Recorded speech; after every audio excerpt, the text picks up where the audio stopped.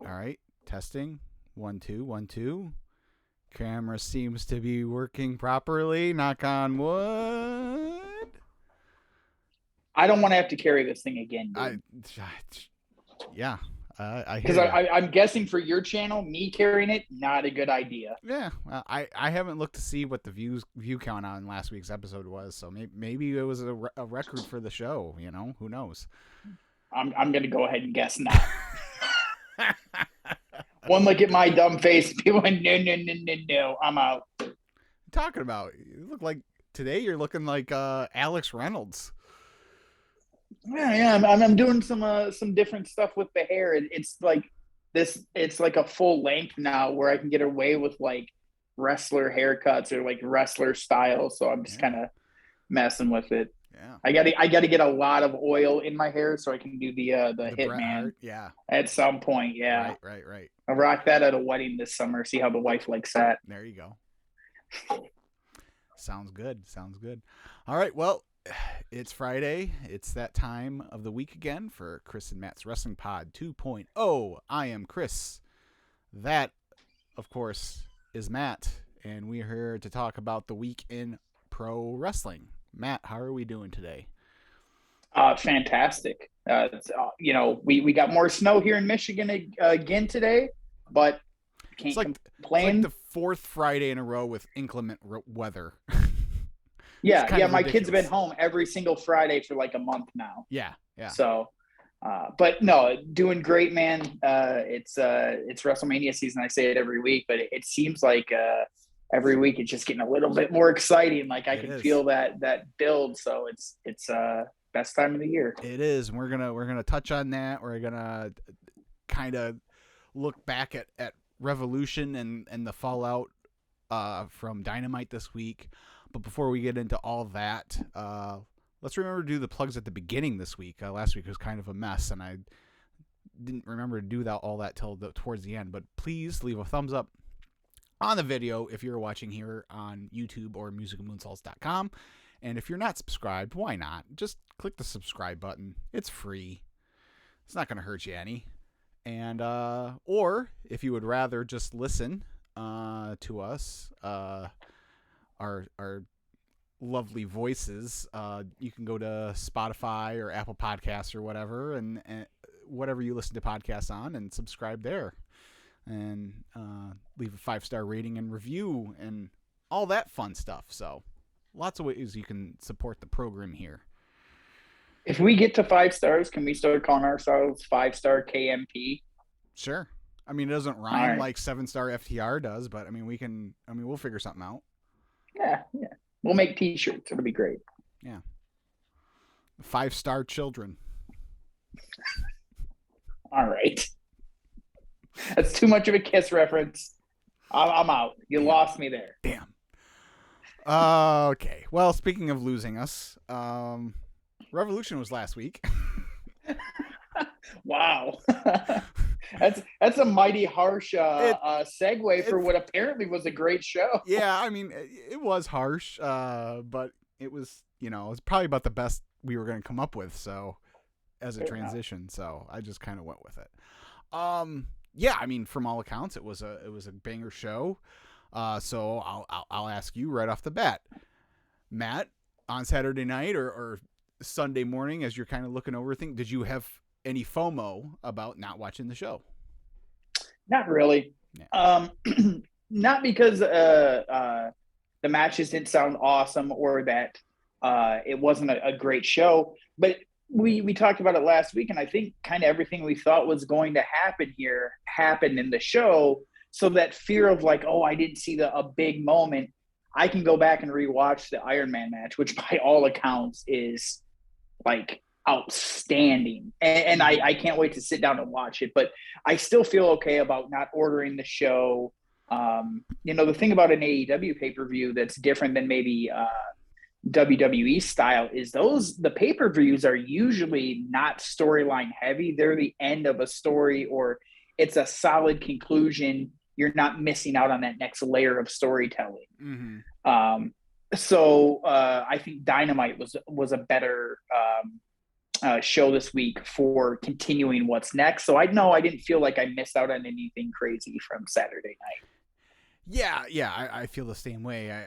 I pretty much feel the same way coming out of it as I did going into it. That we thought that a lot of the top matches were going to be awesome, and it's by all accounts they all sound like they were. But as far as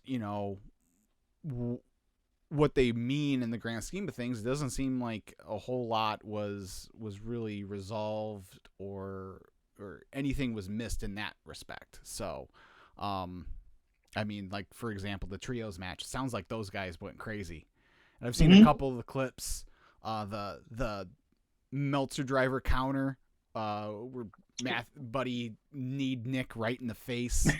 Right. And then Kenny's sell of the Black Mass or whatever he's calling it now. Like, it sounds like it was awesome.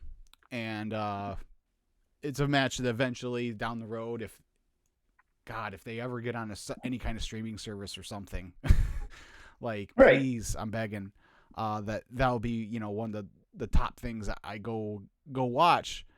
But lucky for me, I'm getting essentially the same match this week on Dynamite with an added trio involved.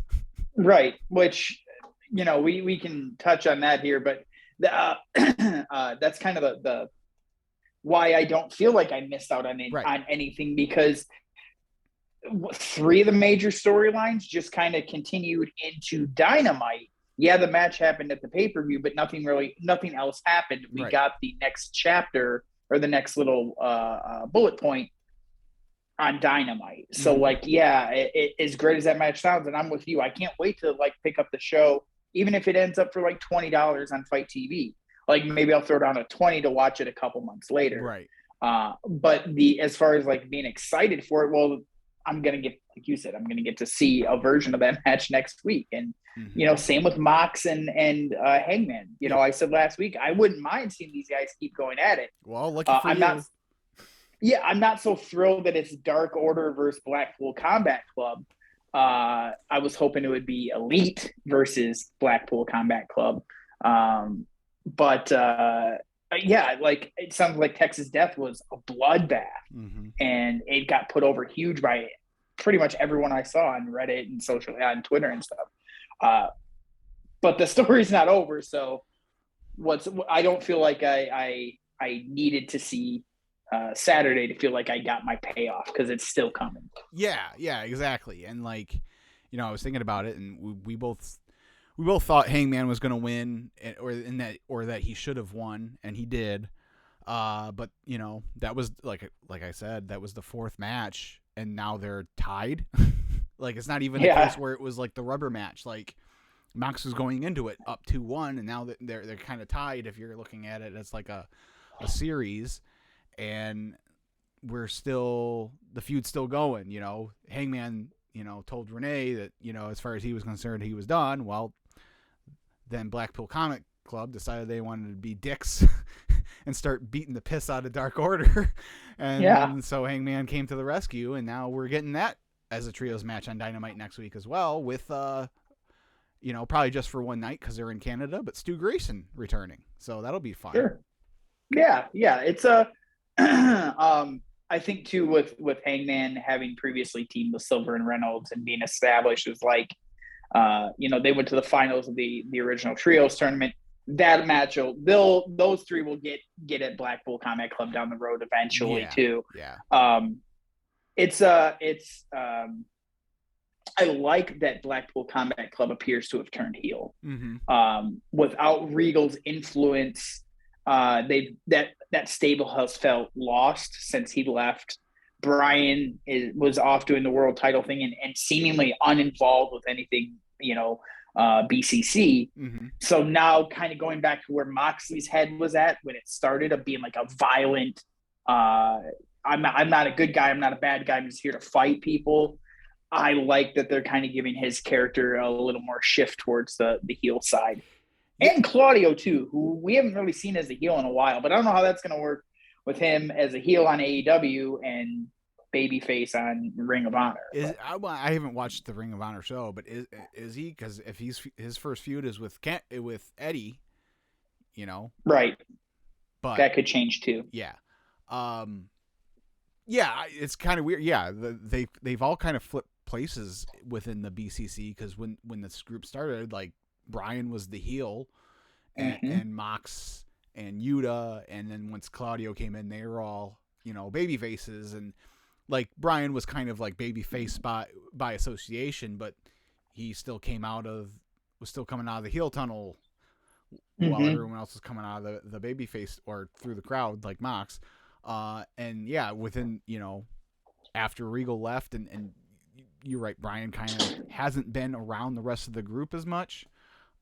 They've kind of flipped, and Brian is a big baby face right now, and the rest of the BCC kind of, it looks like they're turning heel, which I before Mox went away a year and a half ago, everyone kind of thought that that's where they were heading.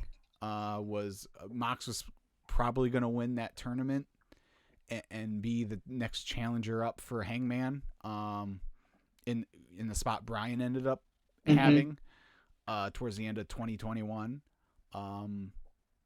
But he had to go take care of himself, and that didn't. And then when he came back, there's no way you could turn him heel at that point, right? Especially because of the reason why he was away.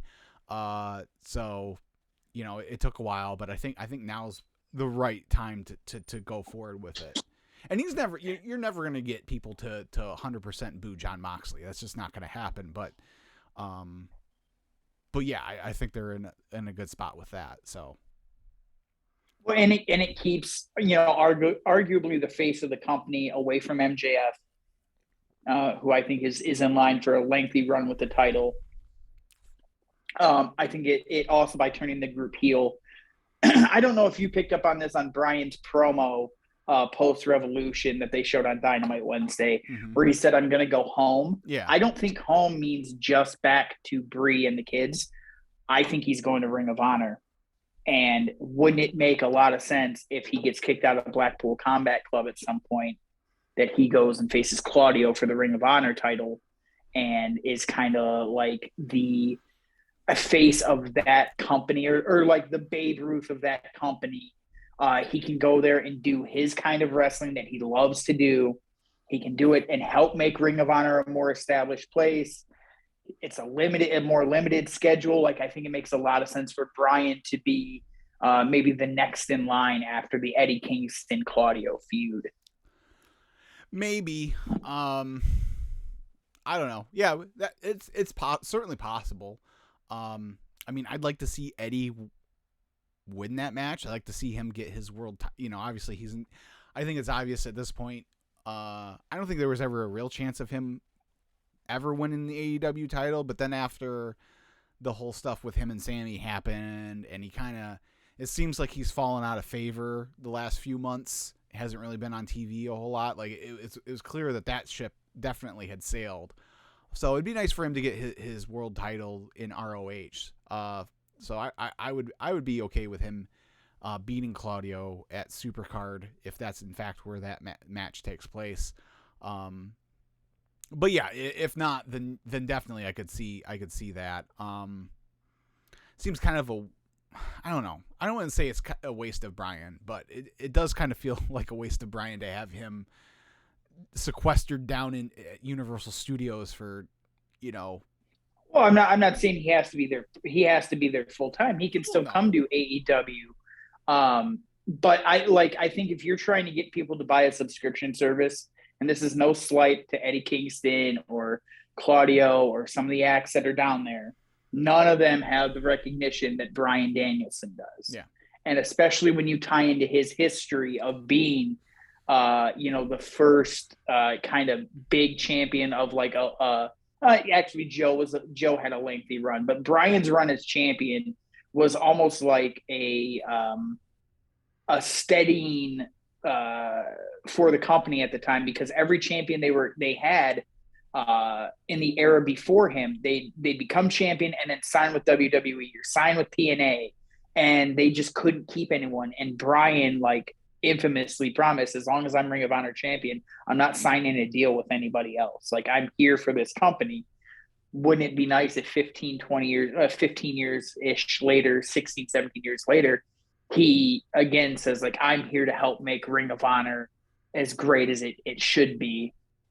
I think that'd be a good way to kind of keep him away from the main event scene in AEW for a while too, because we've already seen Brian as like the mid card boss last summer with like Daniel Garcia and guys like that. Right. So if you shift him off of AEW TV for a little bit, let him go do something that helps make Ring of Honor even more attractive, I think that's I wouldn't hate that idea, especially since it feels like, and this is the overarching theme, I think, of Revolution and Dynamite from this week, is they're shifting away from the ex-WWE guys as much, and they're kind of focusing more on, like, guys that haven't had a shot. Mm-hmm. And getting Brian out of that area, out of the way, helps. Yeah, no, that all sounds right, but we'll stick with Brian. Obviously, we're talking about this because he did not win the Iron Man match, and it sounds, again, like you said, it sounds like it was an awesome match, but after reading how it went down, like the finish of it, how it went down, I'm like, yeah, I'm glad I did not sign up for that. Yeah. Yeah, that's exactly it. Like, cool, it happened. Go ahead. Yeah, I mean, I think you even might have even called them going to sudden death. But the 60 minutes ends up with them tied, and they go to sudden death. They pull. I don't know why it's just not just like common knowledge now that if you're tied at the end of a 60-minute Iron Man match, you go to sudden death, because they did. It's like the exact same. As like no, I have to keep wrestling. This is unheard of. Yeah, this is like the Brett Shawn. It was like, yeah. What do you mean? There must be a winner. So in that, MGF ends up hitting Brian with an oxygen tank, and then choking up, getting him to tap out. So yeah, all that 60+ minutes just for the heel to cheat and win, which, that's what heels do, but like, I don't know, that wouldn't have gotten the correct type of heat from me. So yeah. Well, and it's interesting too, because you hear like guys like Meltzer constantly talk about how like they don't like screw job, like they don't like screwy finishes and stuff like that in big matches. And then that's exactly what they did in this one. He's like, it's the greatest Iron Man match ever, 6 stars. Well, like, no, like, I'm sorry. It's just, you can't put it as like, in my opinion, you can't put it up there with some of those other 6-star matches when it ends the way it did. But, it's all subjective, right? Yeah, it's one man's opinion. Everyone needs to just remember that. It's one man's opinion. So. And then lastly, before we'll move on to some stuff from Dynamite. Well, FTR ended up showing up after the match. Cool. Yeah. Cool. So we're subjected to the Guns tag team title run for at least a little while longer. Someone, and I don't know if this is exactly what they're thinking, but someone, I've actually heard a couple people say it, but someone described what they think that the thought process is that they're trying to make it look like the tag division is so bad that FTR needs to save it or something to that effect. And I'm like, that's the stupidest thing you could. Yeah, that's so dumb. I hope that's not what they're doing, because that's not a good way to go about. No, and it doesn't make sense either, because if you pay any sort of attention to professional wrestling in general, like, you can't look at the tag teams that are in AEW and say they don't have great tag teams. The talent isn't the problem. It's the guy putting the shows on who hasn't found a way to consistently find more than 1 or 2 active storylines for a tag division. Mm-hmm. And it's usually just one, and then he combines some of his singles feuds into tag matches, and we go from there. Right. And it's the inconsistency of, like, how do you get title matches? who's FTR beaten that they just get to walk in and say, well, we want the guns for the belts? Yeah. They beat you the last time you wrestled. You haven't been on TV for months. Your promo on Wednesday, you literally said, we lost 3 titles in a month. Like, why do you get a title? Why does Jericho Appreciation Society beat some nobodies and then go, we want a title shot for the trio's belts, and they just get it? Like, that's mid 2020 or mid 2010s WWE booking of like, oh, someone says they want a shot, they get it. Mm-hmm.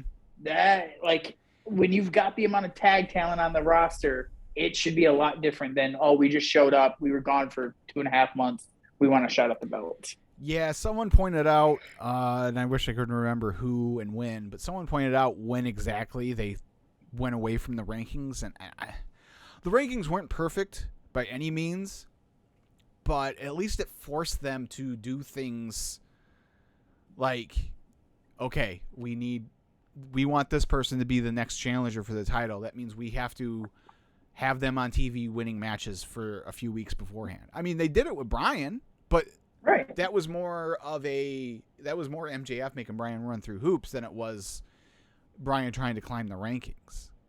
But it was also nice too when you had like oh man, we'll just say Santana and Ortiz have run off like 7 in a row. They got the number 1 ranking because the tag champs have made 3 or 4 defenses in a row. Next week on Dynamite, you're getting a world tag team title match between the number 1 contenders and the champions. Mm-hmm. Like, it's simple, but it makes sense. I would prefer a somewhat flawed ranking system over wrestler B walks out and says, I want a title match, and they just get it. Right. Or having to have a ladder match or a battle royal every other week for number 1 contendership. Well, you got to pop a rating, so. Yeah. So, speaking of ladder matches to win title shots, so we'll move on now to Dynamite, and we have a second new TNT champion in 3 days, as Will Hobbs is now the TNT champion after beating Wardlow, who beat Samoa Joe at the pay-per-view. Yeah. Not a great couple days for Wardlow. Well, and like, what a way to like give people hope that you're gonna get back to getting Wardlow like up the card and then just take it right away from him again. And like, I don't know. I know QT Marshall's hateable, and it's a good way to put some heat on Hobbs. I don't think that's going to help Hobbs get any better, any further up the card. Nope. He's already done the thing where he's got a mouthpiece and he's the muscle, and it didn't go very well, or it didn't elevate him to the next level. I don't think this is going to help him either. I was happy Hobbs won. I like Powerhouse Hobbs a lot. And as much as Wardlow needed a reset and to get reintroduced and refocused and all that kind of stuff, I was happy that they went ahead and had to Hobbs win the ladder match and win the title. But when QT came out to aid him, and I believe I referred to it as a shart in church on Twitter afterwards, because that's exactly yeah. And like, look, I see all these people trying to make it's long-term storytelling, and even them are the two of them are trying to showing real text messages between the two from when Hobbs was, before Hobbs was officially signed, and QT is helping recruit some of the local talent and stuff like that, and like it's just like, I don't care about QT. Maybe I do care about QT Marshall because it made me that upset, but like, it's just I don't know. Look, man, for me it's the same as Jeff Jarrett.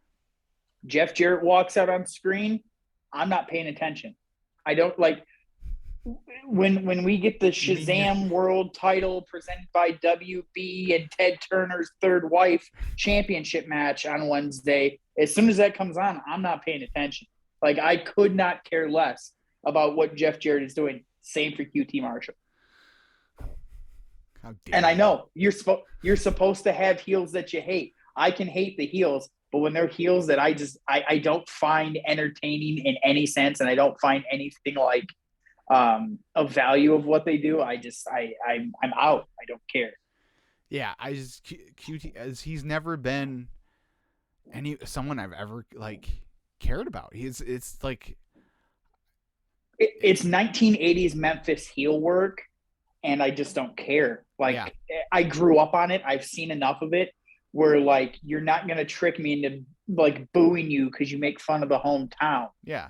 Like, it just, I'm going to boo you because, like, you're a despicable heel and you've done something to a guy I really am invested in. And Wardlow isn't that guy. I'm not super invested in Hobbs, even though I like him. So having a QT Marshall out there just doesn't do it for me. Mm-hmm. Yeah. No, I like I said, I hope it's not long term.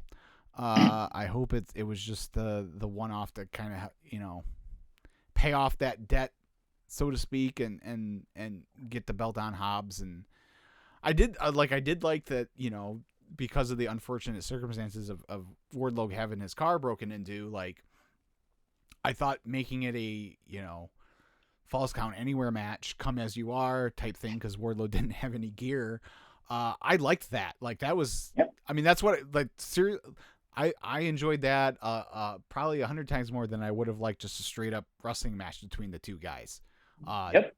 Just give me those two big beefy dudes beating the shit out of each other through an entire arena, and I'm there for it. It's just, yeah, the ending was. Well, I think the history of the TNT title has been really good about that too, where the champion almost gets to kind of pick how they want to defend the title, which is like, I love that idea. Cody did the open challenge. Darby was always doing like hardcore, would challenge for hardcore matches.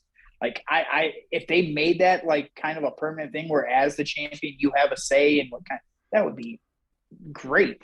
And a guy like Hobbs, you put him in a match where it's like last man standing. It's how you have to beat that monster. That's formidable. Yeah. Oh, for sure. I hope. I hope it's not. Hope Wardlow's not too far gone. I hope they can still salvage something with him. But we'll see. I don't know what you do with him from here, because I don't think him turning right around and trying to like regain the TNT title for a third time is going to do him any favors. Yeah. But that's what they're going to do is he's going to want a rematch with Hobbs. And like I don't know if that's going to do him any favors. So we'll see. Well, especially considering the biggest win of his career is against the guy who is the current world champion, who's also he's like, Wardlow's the only guy that's just like gone in and straight up beat MJF in how long? Yeah. Like, you would think if you want to give people another hot match for MJF, that would be it. And maybe that's what they're going to do. They took the TNT title off of him. They had him take it off Joe to close out the Joe feud. He keeps a little bit of his steam because he got screwed in the TNT title match. Now he refocuses and runs off some wins, and he's the guy that challenges MJF next. He'll lose, but still to give that, because I don't know what you do with MJF at this point. Who's next for MJF? That's a waste to me too. I think that's your double or nothing match. Maybe. I hope not, for both of their sakes. Because Adam Cole coming back as a babyface, I don't buy it. I don't buy that dude as a babyface like at all. But also, he's been away for a year. I think you'd be booking yourself into this weird position of like, you can't. It's a no-win situation at the pay-per-view. If Cole wins, it would take away MJF's the momentum to a guy who missed almost an entire year of action. And if MJF wins, all he's done is beat a guy that every other champion has beaten since he came into the company too. Like, I mean, luckily, I think that's the problem. You're going to have that issue with any challenger of any worthy challenger until you get to the close to the time that you decide that you want to take the belt off MJF. Because it's either going to be someone like Wardlow, like you talked about, and no one's going to buy Wardlow in a million years beating MJF for the world title. That's got a specialty Dynamite main event written all over it. That's not a pay-per-view match right now. Right now, but if you gave it 6-8 weeks of solid build, I think it could be a big main event match, because it'd be a year after all the drama happened where he walked out, and you could play off that real life, like you could, but it is they are going to have to do some serious work in the next 2.5 months. Some serious work. And maybe they can do it. But I don't, especially for Double or Nothing, which is either your number 1 or number 2 pay-per-view on the calendar each year. I just don't see that as a worthy main event for that show. But maybe we'll see. Is there anything else AEW from Dynamite or anything else? I loved Ruby Soho's promo. Mm-hmm. Like that whole thing. That's the most interested I've been in, that dynamic of the outsiders versus the AEW originals. Her promo was a 10 out of 10, mm-hmm. which great for her. I've been very critical of her and have openly admitted I've not cared about anything she does. And this doesn't mean I'm suddenly like a Ruby Soho fan or anything. But that, I mean, it was logical. She delivered it right. It's the bad guy is supposed to be justified in their behavior. She laid it out perfectly, like really well done. It'll be interesting to see if they bring anyone else into that group, if they find another free agent out there. Because you gotta. Well, first, right now you got to figure out. So right now, there's Saraya, there's Ruby, and there's Tony, and you've got Jamie and you've got Britt. You need a third one for them. Is it Willow? But Willow's kind of split in time with Ring of Honor too, so I don't know if you want to throw her into that. I think a perfect person, but she's a long ways out still from returning from injury would be Statlander. But again, like she's a long way out still with injury. I don't know. Do you Jade's kind of rudderless right now. Do you get her involved in this? Because she's as original as they get. But I don't know if she really fits in that either. But I don't know. We'll see. You could find. I think Riho or Shida makes sense. Shida's too. The one it should be, but I think she is out with an injury too. But it should nothing major, so she should be back anytime, I think. So yeah. Shida's the one, I think. Shida's the one. But yeah, we'll see. No. There's someone else are the one. Sir. And I think we're about to get to that. Yeah, we are. Monday Night Raw. So you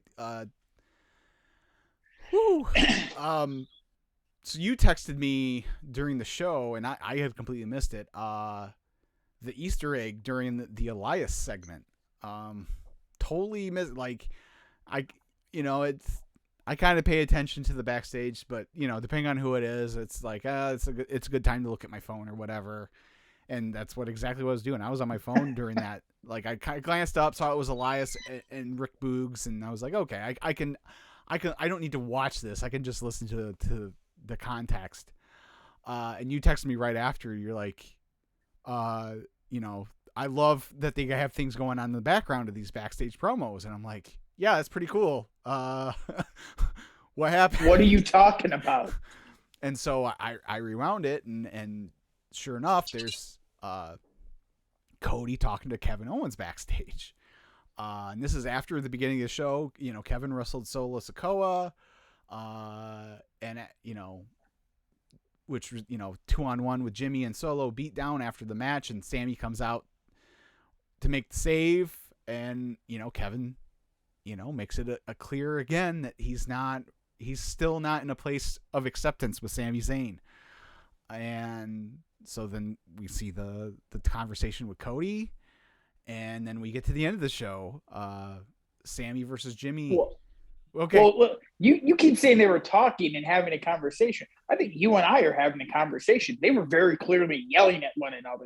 Like Kevin is like, and Cody's like pleading with it. Like it was, you didn't have to hear it to see that he's like, we need to work together to stop these guys. And Kevin's like, not a chance in hell. Get away from me, neck tattoo. Like, really well done. Yeah. Yeah. So again, we didn't hear anything, so we don't know, but we can assume that it's Cody trying to rally the troops, trying to mend those fences. Which I love too, because going back to Friday, the promo with Cody and Roman was very on the up and up. Like, may the best man win. I respect your father. He did a lot for me. My father had a lot of respect for you, blah, blah, blah. But now you got Cody trying to build an army, and now the tribal chief gets to take that as you're coming for the kingdom, and it's not as on the up and up as you said it was. And now they get to they're going to get to strike on Cody now, I think, first. So it was like that layer of it too. Great stuff. Yeah. I love, real quick. I don't want to talk too much about it because it was a week ago at this point, but I really enjoyed that promo segment between those two on Friday last week. And I love that at the end of it, Roman was very his cocky self throughout the whole thing. And at the end, he to Cody's face, if he was looking at Cody, he was still had that smile and, I'm the man type. But as soon as he had his back turned to Cody, you could see the concern in Roman's. He's so good at that stuff. I thought Roman ate him alive in that promo. Yeah. I thought Roman outshined Cody by a mile in that promo. And it was, and maybe that's what maybe it was designed that way. Either way, it helped sell the match. That's for sure. Yeah. Yeah. So anyways, back to Raw. We get to the main event, and first we get Cody getting the Cena rub randomly, which was kind of weird. I don't know why they felt the need to do that, because it's not like he's hurting. Like, Cody's just fine with the audience. Well, yeah, but I think it was which was weird, because Cena's talking like this could be it. Like, he's out on social media talking about he doesn't know how many more times he's going to get to do this and stuff. Like, instead of doing it at Mania and maybe overshadowing Cody's moment, you do it a little bit ahead of time, as almost like if there was ever any doubt of who the man is going forward. Yeah. Neck tattoos it. You said you were going to be nice to him. What happened? I didn't say anything mean about the guy. Does he not have a giant neck tattoo? He does. He does. There we go. Regrettably, he does. So yeah, main event, Sami versus Jimmy, and I don't even remember how it all went down, but they had a match. They had a match. It doesn't matter. Like, what mattered was happened after that. Everyone watching was like, get this over with. Yeah. Let's get to the story. Well, and honestly, I wasn't really expecting a whole lot to happen, because Roman put the deadline for tonight of Jay needs to be back in the Bloodline. So I figured tonight we were going to kind of get our next, our next, to our next destination on the road here. But no, Jay shows up, and he hugs Sami, and then wham. Super kick. Lays him out. He doesn't need Sami. Right. He doesn't love Sami. I told you that all along. Super kick Sami, gets in his face. Oh, that's the wrong picture. And like, you thought I was going to choose you? This is about family. Yep. I think he said this is family shit, I believe, are the exact Yeah, he words. did. He definitely dropped the shit in there at some point. Yeah. And I loved he threw Sami in the ring and Jimmy jumped on top and they missed part of it because WWE can't leave a camera on someone for more than 3 seconds. But Jay runs in the ring and throws Jimmy off. Like, no, I'm getting, Yeah. And then Solo runs back down, and it looks like we're going to get a 3-on-1, and Cody comes out and it chases the bad guys away. Hauling ass in those nice-ass shoes, I was like, oh, my, I can only imagine, like, those things can't have good traction on that ramp. Right. I was like, God, do not, like, blow out your knee or something. Right, don't do a Titus or something. Yeah. But he gets down there, you know, they disperse. And we're getting the seeds planted. I think I texted you that here in the next few weeks at some point we're getting a 6-man tag of the Usos and Solo versus Cody, Kevin, and Sami.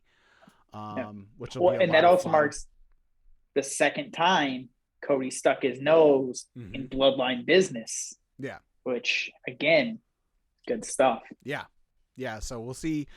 I don't think Cody's been announced for SmackDown tonight, but that doesn't mean he won't be there. I'm excited to get my my alert from Fightful Select about half hour before the show, giving me the rundown, so I know kind of what's up. But I'm liking where this is going. I have a question. Yeah. Have you heard the theory that Jay isn't for the Bloodline, and that was a diversion because he needed to save his brother from what was going to happen to him, because that's what he went through with Roman in the first place. And when he hugged Sami, he whispered in his ear about, I have to, I have to do this to save my brother or whatever, so that he has more time to get Jimmy on his side to take down Roman eventually, and that it's going to be Jay that crumbles the Bloodline and not Sami and KO and Cody. Yeah, I like 90% of that. Like, I don't know about giving. I don't think so much the part of him giving Sami a heads up needs to be. Like, I don't think it should be. I don't know. I don't think that step is needed. I think all it needs to be is he needs to, like, look, but if it comes down to my friendship with Sami or my actual twin brother, I got to do what's best for my actual twin brother. I think that's the only thing you really need to sell down the line if that's the way you go. Because otherwise, like, why would Sami then, like, it's just, I don't know. There's too many threads that need to be explained if if Sami's in on it, and like, why would Sami, like, if I'm Sami, why am I going to agree to get my ass kicked 3-on-1 just because I want to be friends with this dude? So part of it is a little far-fetched, but I mean, it's pro wrestling. Like, well, why would you hit Roman Reigns with a chair and then stand there and look at everybody and go, I'm sorry, I had to do that, and not expect them to beat the tar out of you? Like, fair point. But yeah, no, I think that's totally possible. That he's not, like, especially the part of, like, where he said it's family. That doesn't mean necessarily Roman. It could just simply mean Jimmy. So yeah, no, I like that, and I think that's something to keep an eye on going forward. So, because it'll be interesting if the Bloodline ends WrestleMania with title lists, then it'll be interesting to see where they go from there. You'd think Roman probably takes, some time off. Like, I don't see him making the trip to Puerto Rico for Backlash or whatever. But, I definitely think just this story isn't over at WrestleMania. Right. Well, and that's why, like, and we'll get into this in later episodes as the WrestleMania gets closer. I'm not convinced Roman's dropping the belts yet, because there's so much tread left on the tires of the Bloodline. And like he said on SmackDown last week, have you ever won one of these? have you ever even competed for one of these? Like, they might be laying the groundwork of like Cody doesn't know what he was getting into, and he thinks he even said Roman's just the next thing he has to overcome, right? Mm-hmm. Roman is a different level than anything he's ever faced. That could be the next part of finishing the story, so to speak, of like having to overcome God mode. And maybe if Jay starts to rip the fabric of the bloodline from the inside, that's where Roman gets exposed. And maybe it's SummerSlam in Detroit where Cody gets the big one. Maybe. I was thinking that maybe they do the rematch there. But I mean, maybe. We'll see. Because then you got to. I don't know. I don't know if I trust this regime enough to extend this, another, 4 months or whatever. Sure. Sure. I kind of think you got to strike now and then, because I'm just saying it's a possibility. Yeah, no, it definitely is a possibility. Like, and it seemed to me it's more. It's something I could see happening more and more as the build is happening. Right. I think after all the titles are gone, that the family, imploding is really the last thing that Roman has to lose. It's not so much the titles, but it's his position as the head of the table and the tribal chief. Like that's the thing that he fears most of losing, I think. Yeah, maybe. So maybe. Yeah, I think that's it. Hey, maybe if it is at SummerSlam, maybe we'll be able to gamble on it. Yeah.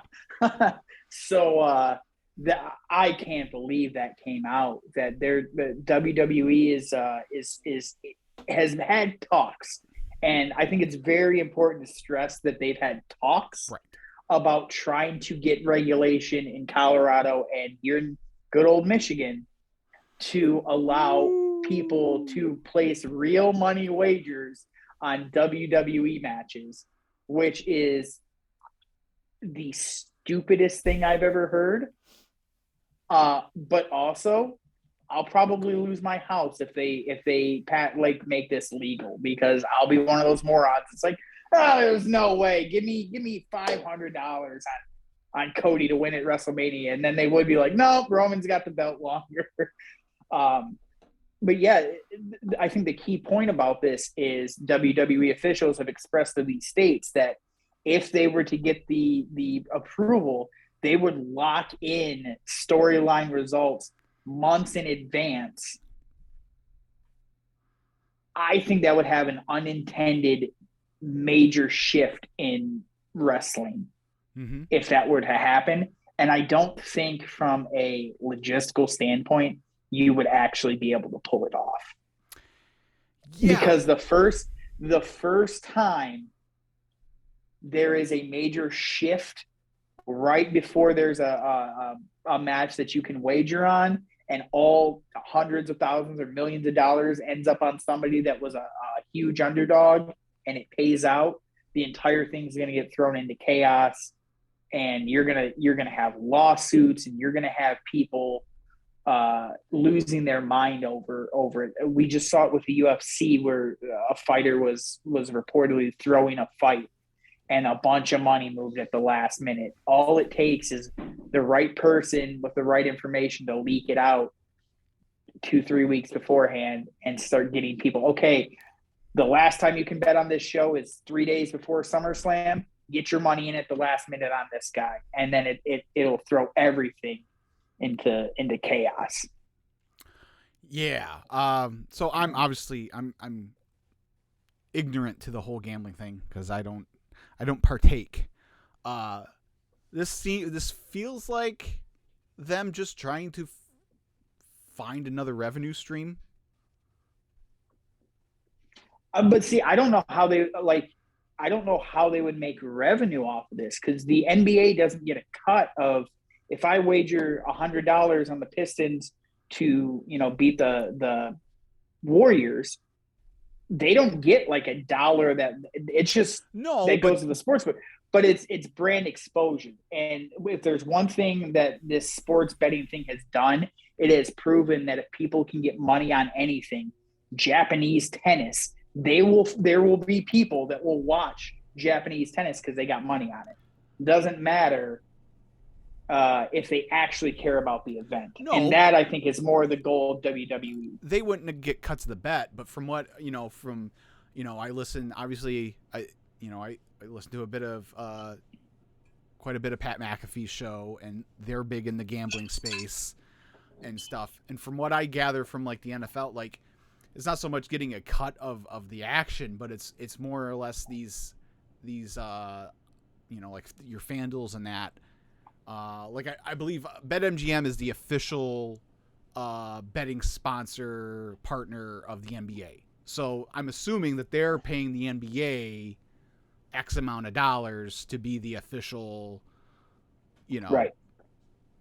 So that's more or less what I mean is if you can get this going, and then you can get FanDuel, or they already do stuff with DraftKings as it is, giveaways and stuff like that. But if you can get one of those to come aboard as the official betting partner of WWE. So right, it's more about brand exposure to me than anything else, and like, but I just don't see any logical way where it can work. I can't imagine being in a writer's room and being told like, well, we know what's going to happen, but you can't know what's going to happen. But you need to write compelling TV for the next 6 weeks. Right. And I'm going to shoot down any story that doesn't jive with who I have as winning. Like what you can't have a writing team at that point. You can't have agents involved in stuff until the last minute. And I mean, I've seen a few wrestlers come out and say like, this would be a disaster. Like I can't imagine. But then Jericho was out there like, no, you just call it in the ring. Yeah. That's what even Taz was like, there were lots of matches, not lots, but there was quite a few matches. Some of my biggest matches in ECW where we didn't know the finish till like 30 minutes before showtime. Like, and they were some of the, some of the best stories in that promotion. So I don't know, like part of it is like, well, maybe this will force them, what's one of the things that we've as fans have been clamoring for years is more long-term focus and more long-term story. Well, this creates a necessity for long-term planning, for the big, it wouldn't be for every match. It'd just be for the big matches, Right.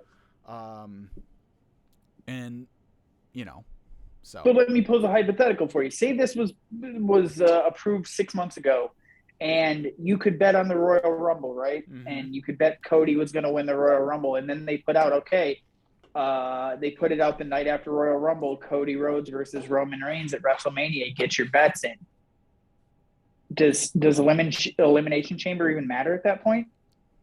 No, because fans are going to know. They're taking bets on Cody versus Roman. They can't take the title off of Roman now because then the DraftKings is going to have to refund all the bets that had been, and that is a logistical nightmare for your betting partner. So then you run the risk of you have to lock these matches in weeks or months in advance and then not change anything beforehand. So then all of your stuff involving those two guys are kind of just like, well, do I really need to worry? Sami couldn't have won. Not that he was realistically going to, but it would have eliminated all doubt because legally you're entering into a gambling space. You open yourself up legally to a lot of problems if you change that up. And I think that would hurt your ability to tell these stories too, because for the smart fan or the gambling fan, they can kind of put the pieces together at that point. Right, but couldn't they just have then just put the, not take bets until after Elimination Chamber then? Right, that's what I'm saying. If they're proposing to lock these storylines in, and the report from CNBC was months in advance, Right. that means, okay, you lock it in months in advance. The minute that bet goes up, anything after that, like anything happening before that, is kind of thrown out the window. And I get what you're saying. Wouldn't you want to, or couldn't you just wait? Well, maybe you could, but maybe DraftKings is like, we don't want to sit on not taking bets on this stuff for weeks in advance just to placate your TV show. I don't know. Part of me, like, again, as someone who's not really knowledgeable about the stuff, but to me, it's not. I mean, obviously, it's different because it's not an actual competition. It's predetermined. But it'd be like betting on a week 17 game on week 1, and then during the course of the weeks leading in, your star quarterback gets hurt. It's like, Sure. So sure, but I'm saying, but the NFL doesn't. Well, depending on who you talk to, the NFL doesn't follow a script. So, but again, when you're talking about a scripted television show, sure, that's the case, and I could see a parallel there. But the NFL doesn't have to try to sell people on tuning in to watch the Denver Broncos get thrashed by the Chargers on Monday Night Football, because people are tuning into that no matter what. And there's Broncos fans and there's Chargers fans, right? But with wrestling, like, if you already know your guy doesn't have a shot at winning the match, why would you invest the time or energy or excitement on it when you know, like, oh, Sami's not going to win because Roman's already locked in, and we know that because DraftKings is taking bets on it. I mean, anybody with a brain knew that Sami wasn't going to win at Elimination Chamber, and they still had an arena full of people going like. I didn't mean that as I'm just saying, like. No, I took it as a shot at me. No. I wouldn't do that. No, I'm just saying, like, if anyone thought about it logically for more than 30 seconds, you come to the reasonable conclusion that Sami wasn't going to win that match. And yet they had, like, an arena full of people going apeshit because they all believed that Sami was going to win the match, even though, if they would have thought about it for longer than 30 seconds, they would have known he wasn't going to. So. Right, but I just think if you introduce real money wagering into it, and you already are taking bets on a match that happened 6 weeks after this one, you wouldn't have had nearly as many people as excited. Look, I'm just saying, I need this to happen so that we become the premier wrestling betting podcast. I'm in. I'll have 26 leg parlays. Yes. Let's go. Yes, that's what I'm talking about. That's what I'm talking about. That's how we make money at this, sir. Yeah. Like, I'll be that guy on TikTok who's like, "Oh, I found a system to beat WWE." The system that's not a system that plays like a system. Exactly. Copyright Mike Valenti.